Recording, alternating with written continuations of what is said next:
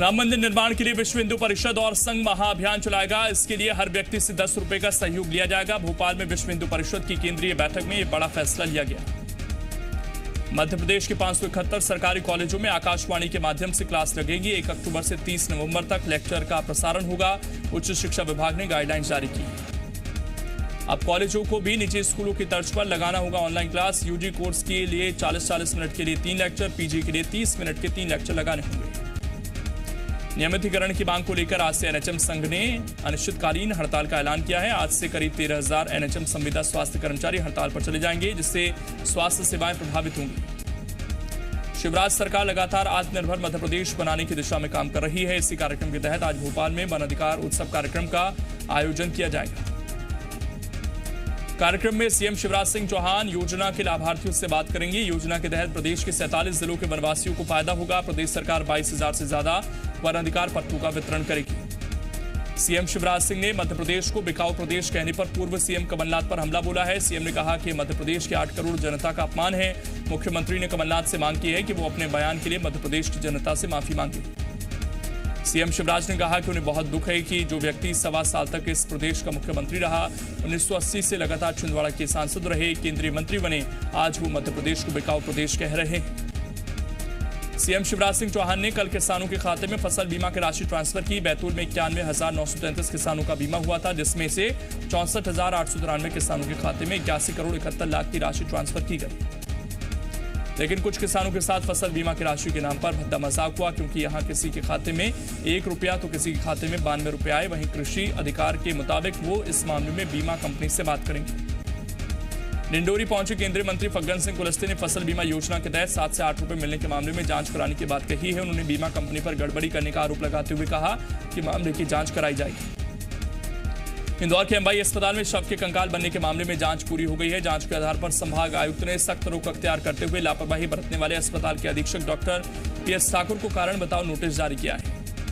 वहीं अस्पताल में लापरवाही बरतने वाले 4 वार्ड बॉय को निलंबित किया जाएगा। पुलिस महकमे में लापरवाही करने वाले एक सब इंस्पेक्टर और आरक्षक के खिलाफ कार्रवाई के लिए डीआईजी को पत्र लिखा है, जबकि अस्पताल के डॉक्टर दीपक फटसे की 2 वेतन वृद्धि रोकने के लिए नोटिस जारी किया गया है। धार में टोल प्लाजा पर अज्ञात बदमाशों ने जमकर तोड़फोड़ की। घटना इंदौर अहमदाबाद राष्ट्रीय राजमार्ग पर स्थित मेटवाड़ा टोल प्लाजा की। बताया जा रहा है कि यहां 20 से ज्यादा बदमाश आए। बदमाशों की करतूत सीसीटीवी कैमरे में कैद। छिंदवाड़ा में प्रदर्शन के दौरान कांग्रेसियों ने एसडीएम से बदसलूकी की। कांग्रेस नेता बंटी पटेल पर एसडीएम के मुंह पर काली पोतने का आरोप लगा है। पूर्व विधायक चौधरी गंभीर सिंह और कांग्रेस के युवा नेता बंटी पटेल के नेतृत्व में कांग्रेसियों ने चौराई में एसडीएम कार्यालय पर प्रदर्शन किया। प्रशासन ने वाटर कैनन का इस्तेमाल किया, लेकिन वो भी सही से नहीं चला और कार्यकर्ता बेकाबू हो गए। बाद में कांग्रेस नेताओं ने तहसीलदार को 9 सूत्रीय मांगों का ज्ञापन सौंपा। कांग्रेसियों ने कहा कमलनाथ का इलाका होने के कारण जिले के किसानों के साथ सरकार सौतेला व्यवहार कर रही है। एसडीएम के चेहरे पर काली पोतने के मामले में कर्मचारी संघ एकजुट हो गया है और सख्त कार्रवाई की मांग की गई है। नाबालिग बच्चों के यौन शोषण के मामले में आरोपी प्यारे मियां की पत्नी पर भी पुलिस ने शिकंजा कस दिया है। भोपाल की शामला हिल्स थाना पुलिस ने प्यारे मियां की पत्नी बद्रू निशा को धोखाधड़ी के मामले में गिरफ्तार किया है। प्यारे मियां ने फर्जी सोसाइटी बनाकर मोबाइल टावर लगवाया था। इसी मामले में पत्नी बद्रू निशा को भी आरोपी बनाया गया है। इस टावर से मिलने वाला किराया प्यारे मियां की दोनों पत्नियों के खाते में जाता था। फिलहाल प्यारे मियां की दूसरी पत्नी और बेटा फरार है। उज्जैन में हेलीपैड पर बीजेपी नेता और पुलिस के बीच मारपीट का मामला सामने आया। घटना उस वक्त की है जब सीएम शिवराज सिंह हेलीपैड पहुंचे थे। जानकारी के मुताबिक बीजेपी सीएम शिवराज सिंह से मिलना चाहते थे, लेकिन लिस्ट में उनका नाम शामिल नहीं था। लिहाजा पुलिस ने जैसे बीजेपी नेता को रोका तो वो पुलिस से भिड़ गए, जिसके बाद पुलिस जवानों ने आरोपी बीजेपी नेता को पकड़कर मौके से हटाया। सागर के ढाना इलाके में एक घर में पति पत्नी में विवाद इतना बढ़ गया कि पति ने गुस्से में अपनी पत्नी को केरोसिन डालकर आग के हवाले कर दिया। 22 साल की युवती को गंभीर हालत में बुंदेलखंड मेडिकल कॉलेज में भर्ती कराया गया है। डॉक्टरों के अनुसार महिला 90% तक जल चुकी है। वहीं पीड़ित सुरभि का अस्पताल से ही आपबीती सुनाते हुए वीडियो वायरल हो रहा है। पुलिस ने केस दर्ज कर लिया है और जांच में जुटी है। कोंडा गांव में पीएचई विभाग के सापना शाखा में तैनात बाबू सपन दास पर लाखों रुपए के गबन का आरोप लगा है। आरोप है कि 2016 से फर्जी तरीके से वेतन के नाम पर अतिरिक्त व्यय दिखाकर लाखों रुपए लेता था। अब तक करीब 61 लाख का विभाग को चूना लगा चुका है। मामला सामने आने पर आरोपी बाबू सपन दान को निलंबित कर दिया गया है और एफआईआर दर्ज करने की तैयारी की जा रही है। वित्त विभाग में जब सैलरी की फाइल पहुंची तो उसमें एक कर्मचारी की सैलरी 4 लाख रुपए दिखी। शक होने पर जांच की गई तो पता चला कि फर्जी तरीके से बाबू 61 लाख रुपए ले चुका है। रायगढ़ में साइबर अपराधियों ने कलेक्टर भीम सिंह के नाम पर फर्जी फेसबुक आईडी बनाई है, जिसको लेकर कलेक्टर ने अपने फेसबुक पर एक पोस्ट डालकर लोगों को सावधान रहने को कहा है। कलेक्टर ने अपील की है कि अगर उनके नाम से किसी आईडी से फ्रेंड रिक्वेस्ट आए तो उसे एक्सेप्ट ना करें और किसी भी तरह की मांग की जाए तो अनदेखा करें। कलेक्टर ने इसकी शिकायत थाने में भी कर दी है। भिलाई में एक शॉपिंग कॉम्प्लेक्स में दुकान के अंदर घुसकर 2 युवकों ने चाकूबाजी की वारदात को अंजाम दिया। इस वारदात में दुकानदार कपिल चेलानी को गंभीर चोट आई है। वहीं वारदात के बाद से दोनों आरोपी फरार हैं। पुलिस के मुताबिक वारदात को सन्नी नाम के युवक ने अपने दोस्त के साथ मिलकर अंजाम दिया। वारदात के पीछे प्रेम त्रिकोण को वजह माना जा रहा है। रायगढ़ के सारंगगढ़ में पुलिस ने सेक्स रैकेट का खुलासा किया है। सूचना पर पुलिस ने प्रिंस लॉज में छापेमारी की, जहां से 3 लड़कियों के साथ 3 युवक और लॉज के मालिक को गिरफ्तार किया गया। पुलिस ने बताया कि मौके से आपत्तिजनक सामग्री और बियर बरामद हुई है। पुलिस का कहना है कि सालों से लॉज में सेक्स रैकेट चल रहा था, जिसकी शिकायत पर छापेमारी की गई। देश में कोरोना का आंकड़ा 52 लाख के पार, 24 घंटे में आए 96,424 नए मामले। एमपी में कोरोना के मरीजों का आंकड़ा 1 लाख पार पहुंचा। बीते 24 घंटे में प्रदेश में 2,552 नए कोरोना मरीज मिले, जिसके बाद एमपी में कोरोना संक्रमित मरीजों का आंकड़ा 1,458 तक पहुंचा। इनमें से 21,605 एक्टिव केस। दमोह के जिला अस्पताल की कोविड केयर सेंटर में सेवाएं दे रहे केशव रैकवार की कोरोना से मौत हो गई। केशव रैकवार कोरोना संक्रमित हुए 2 दिन में उनकी हालत गंभीर हो गई और इलाज के दौरान मौत हो गई। केशव की मौत के बाद परिवार और समाज के लोगों ने जमकर हंगामा किया। परिवार को 50 लाख मुआवजा और एक सदस्य को सरकारी नौकरी देने की मांग की। प्रदर्शन के दौरान मांझी समाज के प्रदेश अध्यक्ष मोंटी रैकवार ने आत्मदाह की कोशिश की। छत्तीसगढ़ में बीते 24 घंटे में 3,842 कोरोना संक्रमित मरीज सामने आए। इसके साथ ही छत्तीसगढ़ में अब तक कोरोना संक्रमित मरीजों की संख्या 81,617 हो गई। छत्तीसगढ़ में हर्ड इम्यूनिटी का पता लगाने के लिए आईसीएमआर की टीम सीरो सर्वे कर रही है। आईसीएमआर की टीम स्वास्थ्य विभाग के साथ मिलकर 10 जिलों में सर्वे कर रही है। राजनांदगांव में भी टीम पहुंची, जो 2 दिनों तक कई गांवों में जाकर रैंडम सैंपल लेगी। सीरो सर्वे के लिए प्रति 10 लाख जनसंख्या पर कोरोना संक्रमित मरीजों के आधार पर सैंपल लिए जा रहे हैं। सीरो सर्वे से पता चलेगा कि कोरोना से लड़ने के लिए कितने प्रतिशत एंटीबॉडी तैयार हुई। ज्यादा लोगों में एंटीबॉडी तैयार होने से संक्रमण फैलने का खतरा कम होता है।